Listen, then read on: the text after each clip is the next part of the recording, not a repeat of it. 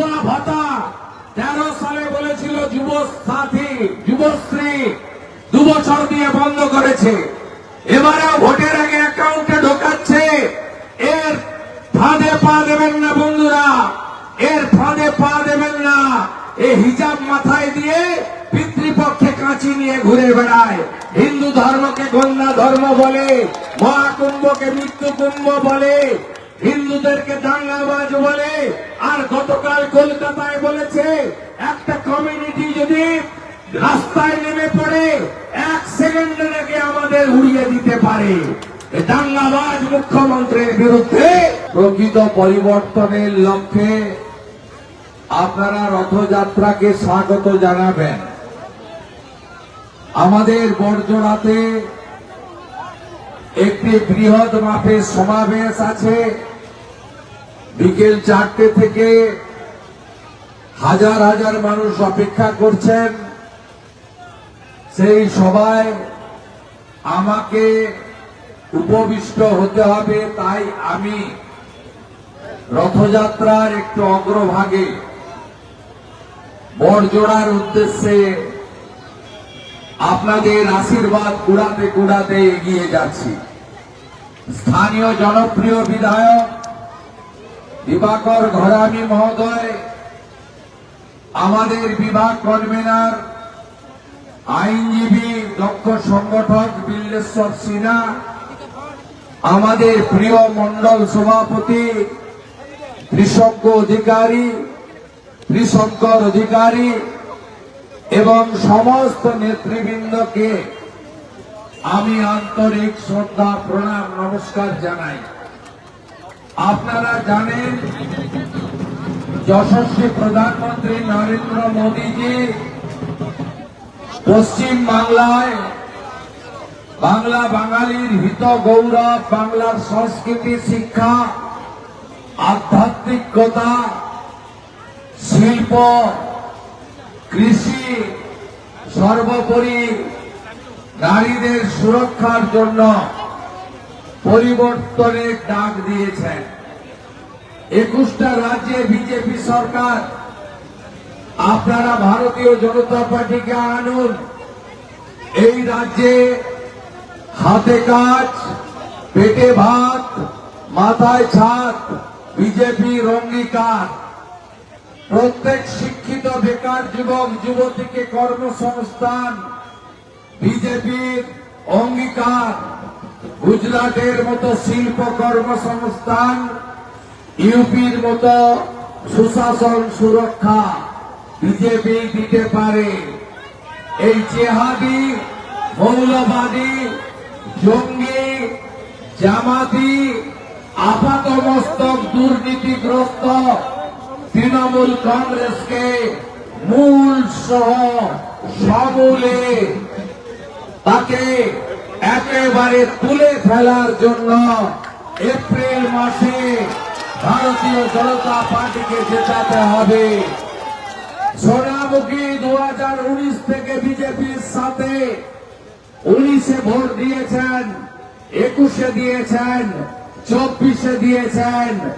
এবারে সরকার গঠনে সোনামুখী যেন আমাদের সাথে থাকে।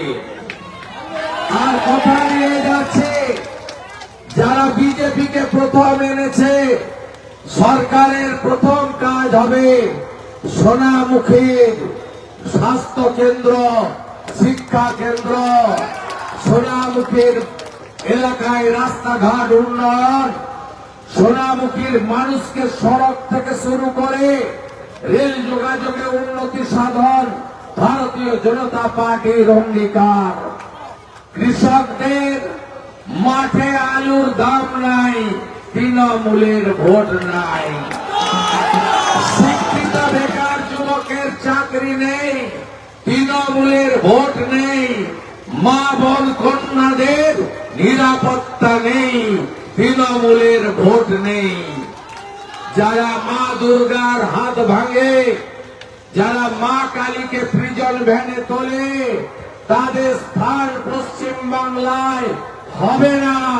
এই জিহাদি জামাতি তৃণমূলকে বাংলাদেশে পাঠাতে হবে পশ্চিমবঙ্গ থেকে। তাই সমস্ত রাষ্ট্রবাদী ভারতীয় সংস্কৃতিতে বিশ্বাসকারী আপনাদের ঐক্যবদ্ধ আবেদন জানায়। হিন্দুরা ঐক্যবদ্ধ হবেন তো? এক হবেন তো?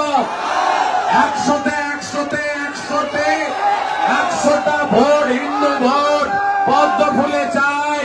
এ লড়াই বাঁচার লড়াই। আপনি হিন্দুদের হয়ে বললে আপনাকে হয়তো দুদিন সাম্প্রদায়িক বলতে পারে, তৃণমূল যদি আসে হিন্দুদের উদ্বাস্তু হতে হবে, উদ্বাস্তু হতে হবে, উদ্বাস্তু হবেন না, আর মোদিজিকে ছাড়বেন না। এটুকুই আমি আপনাদের কাছে বলে গেলাম। এবারে রামনবমী কেমন হবে? বড় করে হবে তো? জয় জয় শ্রীরাম। অমিত শাহজি কি বলে গেছে? বলে গেছে সরকার এলে আনলে আপনারা 45 দিনের মধ্যে বাংলাদেশ সীমান্তে কাঁটাতার লাগিয়ে দেব। একটাও বাংলাদেশি মুসলিম অনুপ্রবেশকারী এই রাজ্যে থাকবে না, ঢুকতেও দেব না। এটা ভারত মাতার জায়গা। ডক্টর শ্যামাপ্রসাদ মুখার্জি, স্বামী প্রণবানন্দ বাঙালি হিন্দুদের হোমল্যান্ড দিয়ে গেছেন। দ্বিতীয় কি বলেছেন? সরকারি কর্মচারী, শিক্ষক, পুলিশ বন্ধুরা 7ম পে কমিশন পাবেন, এরিয়ার ডিএ পাবেন, 8ম পে কমিশনের কমিটি আমরা করে দেব। জাগুন আপনারা। অমিত শাহজি বলেছেন রাজ্যে 6 লক্ষ কর্মসংস্থান ফাঁকা আছে, ঘুষ ছাড়া মেধার ভিত্তিতে ডিসেম্বরের মধ্যে 6 লক্ষ কর্মসংস্থান ভারতীয় জনতা পার্টি দেবে, যেটা মমতা ব্যানার্জির সরকার পূরণ করেনি। আর কি বলেছে অমিত শাহজি? ভারতীয় জনতা পার্টি সংকল্প দিয়েছে আপনাদের। কি বলেছে? বলেছে চাকরির আবেদনের বয়স আরো 5 বছর আমরা সুযোগ দেব, কারণ মমতার সময় কেউ চাকরি পায়নি, চাকরি দেয়নি। চাকরি চান তো? চাকরি চান? এই ভুয়া ভাতা 13 সালে বলেছিল যুব সাথী, যুবশ্রী 2 বছর দিয়ে বন্ধ করেছে। এবারেও ভোটের আগে অ্যাকাউন্টে ঢোকাচ্ছে। এর ফাঁদে পা দেবেন না বন্ধুরা, এর ফাঁদে পা দেবেন না। এই হিজাব মাথায় দিয়ে পিতৃপক্ষে কাঁচি নিয়ে ঘুরে বেড়ায়। হিন্দু ধর্মকে গঙ্গা ধর্ম বলে, মহাকুম্ভকে মৃত্যু কুম্ভ বলে, হিন্দুদেরকে দাঙ্গাবাজ বলে। আর গতকাল কলকাতায় বলেছে একটা